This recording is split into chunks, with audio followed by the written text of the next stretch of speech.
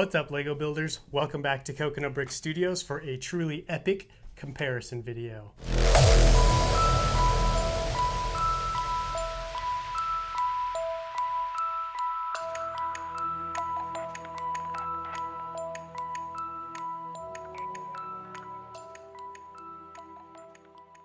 Today I'm going to be comparing the two Ultimate Collector Series Star Destroyers in existence. On my left, we have set number 75252. It comes with 4,784 pieces and was released just this October for $700 US. On my right, we have the older UCS Star Destroyer released in 2002 for around $300 US, I believe. This is set number 10030 and comes with 3,106 pieces. Combined, this is over 7,000 pieces, which is absolutely insane. Today's comparison video isn't so much about which Star Destroyer is better. I mean, for anybody who's seen either of these side by side or even has just seen this one, you clearly know this one is much better. This comparison is mostly to show you guys the different features, what has changed, what has stayed the same, and how has Lego progressed in their Star Destroyer building skills. So let's dive in and see what we can see. So this is going to be a side-by-side comparison. Basically what I'm going to do is I'm going to point out some features on one of the sets and then basically go over to the other one and see how it compares. We're going to start at the lowest point on each and slowly just work our way up from there.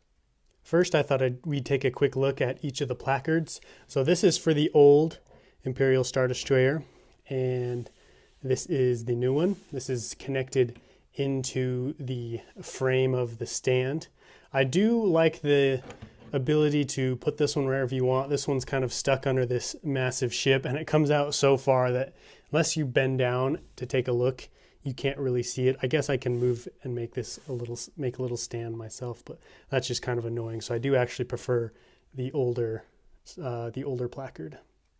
I was very interested to see how this new one would go about having a frame, because the old one is built right up into the ship itself, but it's just two columns. And so the weight distribution is not very good. There's a lot of weight on these small stands. So this one is much better designed. You have these four smaller load-bearing columns that help displace the weight, as well as all of these rectangle plated frame. So a much more stable and widely placed frame allows for this to be much more stable. I can move it around a lot more, whereas as you can see, the more this one moves, those feet come up and wiggle around. Sadly, I'm still waiting on the parts to finish this. If you guys missed my review of the ship, I was not given a second bag 10, so I was unable to complete this.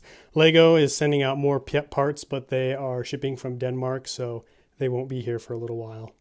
As far as undersides go, the older 2002 model has really nothing. It has this small hanger right here, which is really just an opening. Over here, you have a very detailed little hanger, even with docking bays for a TIE Fighter and the Tantive 4 if you want. Plus, the newer Star Destroyer has the second hanger, whereas the old Star Destroyer has no second hanger area. Then on the far underside, we have the hypermatter reactor, as the Brick Change Productions pointed out. And then over on this side, no hypermatter reactor, unfortunately. Now we come to a very interesting part of both the ships, the side greebling pieces. For the older 2002 version, it's just the same greebling pattern repeated over and over on 1x8 or 2x8 plates. I don't remember which one it was. However, there is an absolute ton of greebling. The whole side is just jam-packed. But on the newer one, the greebling is not the same pattern over and over. It's actually all very unique greebling pieces for the most part, which is very refreshing. The greebling is actually pretty sparse. It does come with a lot of extra small studs and odds and ends that you can stick on here for if you want to add the greebling, but I found that very surprising because typically you would think the newer version would be more detailed in that area. Now we're going to take a look at the turbo laser cannons that are located on either side of the Star Destroyer. And the turbo laser cannons for the 2002 model are an absolute joke. I mean, they do swivel 360 degrees, but there's little to no detailing or ability to really know what it is. In fact, my wife had no idea what these were. I had to explain them, which I honestly don't really blame her. They don't look very good, and they don't even rotate up or down. I had modified mine, and they were able to move up and down, and they had a little bit more detailing, but I decided to put the original pieces back on for a better comparison. The turbo lasers on the new Star Destroyer are an absolute beauty. These things have so much detailing from the rear of the turret all the way up to these individual little barrels that are able to move individually, which is absolutely awesome. And then there are 3 of the same kind, which rotate 360 degrees. And this back one actually has a slightly different turret and modified longer barrels, which is a cool little addition. This is the only other recognizable cannon or armament on the 2002 version. It is a swivel quad laser cannon, which can't go up and down, but can go side to side. It actually does look fairly cool. I enjoy this one. However, once again, the new version absolutely takes the cake and just demolishes the old one. So you can see each of these barrels rotate individually as well. It can move up and down and side to side, and it is more anatomically correct because there are 4 barrels, hence the name quad laser cannon. Now, when reviewing and comparing and really building Lego sets in general, there is one thing that always comes up into a Lego builder's conversation, and that is seams. Because the sets we build have a lot of plates, hinges, moving parts, and doors, there are always going to be seams on the Lego sets. On the 2002 model, we can see running up the entire length of the ship, we have this absolutely massive crack that you can see down into the belly of the ship. And especially as you get higher up, really it just splits the entire ship all the way down the middle. The new version has that same crack.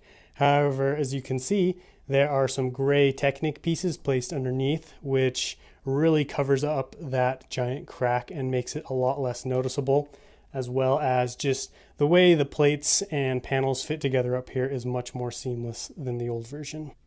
The detailing on the upper panels is much more prevalent. On the newer version, you have these odd and kind of triangular, rectangular, and other weird shapes on this one, whereas this one merely has a wing piece and some rectangle plates kind of placed throughout the Star Destroyer, which wasn't bad for its time. However, this new upgraded version just has much more accurate detailing on the panels. On the upper middle area of the Star Destroyer, we have 3 axial defense turrets for defending kind of the middle center area of the Star Destroyer. On the 2002 version, we merely have a gaping hole where the axial defense turret should be. I don't know, these might be turrets, but I highly doubt it. Moving on to the upper area of the Star Destroyer with the bridge. This is where the 2 builds really separate themselves. This one over here is very modular and comes apart, whereas this one is more panel-like and has things that clip together with Technic pieces. The older Star Destroyer, the bridge part comes apart in 2 pieces. So we have the lower area here with lots of greebling and other detailing on the sides, and they are flaps that are connected onto this main rectangle area that I'm holding, and that just sets on right here like this, which allows for it to be taken apart very easily. However, because of the way it fits, it just rests on top of this frame, which creates a large, very obnoxious gap throughout the entire length of the bridge, which doesn't really make for a seamless fit, and you can't really tell now, but with the naked eye, it's a pretty massive gap. This is the topmost part, and it's where the bridge in the top panel is. These are just 2 flaps that flap up and down with the bridge connected in, and that rectangle in the center of my screen right there fits on top of this blue column like that. For a fairly easy and modular fit, however, once again, you do have the gap where the panel rests on the part below it, which this gap is not as bad as the first one on the sides. However, it does have a pretty bad gap right there. Coming over to the newer version, we have a series of panels that are taken off to release the guts and kind of the handle for the newer Star Destroyer. This part right here, the bridge with that back part and this rectangular frame do come off. All you have to do is pull out that Technic pin and then a few more right here and in the back. So decided to leave that on for convenience's sake. These are the larger panels on the side, and I do like these panels more because instead of being a multi-layered panel system like this newer one, they are built together so it comes off in one larger piece, which allows for a much seamless fit all together.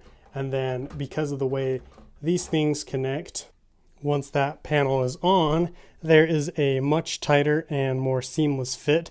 In fact, I bet if you took someone who hadn't put this ship together and wasn't really familiar with Legos and how they worked, they probably wouldn't even know there was a seam there at all.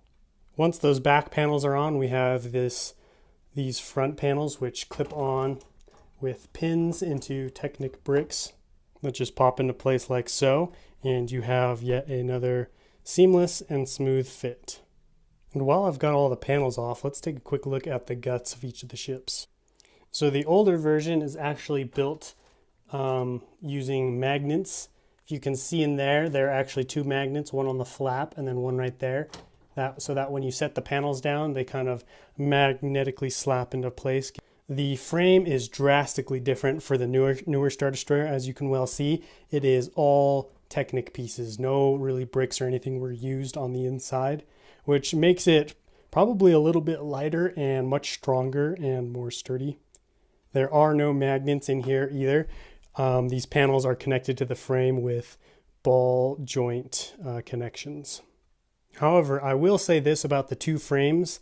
One of my critiques about the new Star Destroyer when I reviewed it was it's not as modular, and I've since learned a lot about how it works and comes apart, and it is definitely more modular than I initially thought it was. However, this one does still come apart much easier. Like these panels are all one long panel and they just pop off the magnets, and then there are some connections down there that you pop off, whereas these come off in two separate areas here, and the ball joints are a little bit harder to take apart. However, the thing you do sacrifice with having a more modular and easy to take apart set is the seamless nature. The reason this one is much more seamless is because it's put together a little bit better. Everything doesn't just sit on top of the piece below it. So I do get why they went with the little bit less modular way. It does look much better, and I do prefer this way. Now we're going to take a quick look at the engine area of both ships. I want to apologize if the lighting is a little bit weird or a little bit glaring. These ships are absolutely massive, so I'm a little bit out of my element with the whole lighting situation. The engine area of the 2002 version is very simple, but it's also one of my favorite areas of the ship.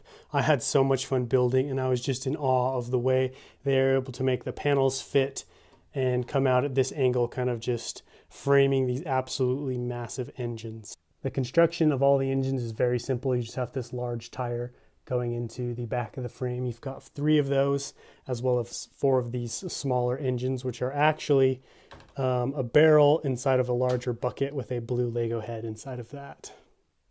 Now, I knew this whole ship was more detailed, but when I built this set, I was literally blown away. Well, not literally blown away, but I was so surprised with how detailed the rear of this Star Destroyer is. I mean, you've got these 2 panels right here poking out with these 4 engines jutting out of that. And then you have these 3 main engines. You've got this large cone right here connecting into the frame with 3 flaps on the rear side, and then that nice blue circle piece in there to give the engine life. These smaller engines are actually surprisingly similar to the old ones. You got the large bucket with a barrel inside, but instead of the blue head, you have a light transient blue round smooth stud. So not only do you have these awesome panels and engines, you've got all kinds of greebling back here. You've even got this cool hammer greebling, the triangle right here, all kinds of little studs and stuff going off in all directions, as well as these awesome flaps. The older one doesn't really have any of that. However, I don't think it looks terrible without it, so it's okay that they don't have it. I just think this new edition does look extra cool. Lastly, we're going to take a quick look at the 2 bridges. Now, initially when I first saw the images for this Star Destroyer, the bridge area was actually one of the things I didn't like. It's much shorter than the old one, as you can see, and it's kind of got more of an angular look, which kind of gave the ship a very hunchbacked look to me, which I didn't like. I loved the kind kind of tall, narrow look that this one had, the old 2002 version. But this one has since grown on me, and I really do enjoy it. The greebling on the neck of both ships is actually quite similar. You've got a lot of these rods with these little 1x2 grills. Got more rods and grills, so nothing too special on either of these. There is a fairly big gap down here at the back of this bridge, which I really don't like. The bridge on the new Star Destroyer is larger than the old one. I guess obviously the entire rest of the ship is, so that would make sense. With a movable targeting array tractor beam targeting array. So this is basically what locked in the tractor beam. So that's pretty cool that it can come up and down, you know, when it's needed. It can be up and then hold it down when it's not in use. Then we have the two large shield generators, one on either side, and then lots of nice greebling on the front of the ship, or on the front of the bridge. So we've basically got the same thing going on. We've got the two tractor beams. Once again, however, this one is a complete sphere, whereas this one is kind of only a half sphere, and I'm not really sure which one I like better still. Then over here we have the tractor beam targeting array like the first one. However, this one does not rotate up and down. It's stuck in place. And then we've got some simple greebling on the front. Clearly not as much as on the newer one though. I would like to point out the newer one does show a lot less on the top. As you can see, the angle of this front panel and the angle of this panel coming down do not match up very well. You've got a gap both on the top and bottom, and then right here on the bottom there's a big one stud gap as well as up here. The angles on this version fit much better. There's little to no gap on the top and the bottom, as well as the middle there. There's just a very minimal gap which has gray bricks behind it, which helps hide it. So that's it for the comparison of these two machines. I'll give you a quick overlook. As you can see, this one is much wider than the old one. I'm having trouble giving you guys a good scale of how much bigger this one is than that one. So if you want a better idea, check out my Instagram, Coconut Brick Studios. I've taken quite a few pictures of these next to each other, and that really helps show how much just bigger this one is than that one. Review and critiques aside, I am just beyond stoked to be able to do a review like this. As a young kid, like many of you, I'm sure I dreamed of one day owning this 2002 Star Destroyer. I honestly never thought I would get it. So to actually have both of them and be able to compare the two of them is actually a dream come true. So I really enjoyed it, and I really hope you guys enjoyed this video as well. Don't forget to let me know what you guys think of both of these Star Destroyers. If there's one you like more, basically just any thoughts you'd have. I'd love to talk with you guys down there. If you guys like this video, please don't forget to leave me a like, as it would help promote and boost this video. And if you're new to my channel, you want to see more awesome content like this, don't forget to hit that subscribe button and tap the bell so you'll be notified of all future content. But until then, happy building.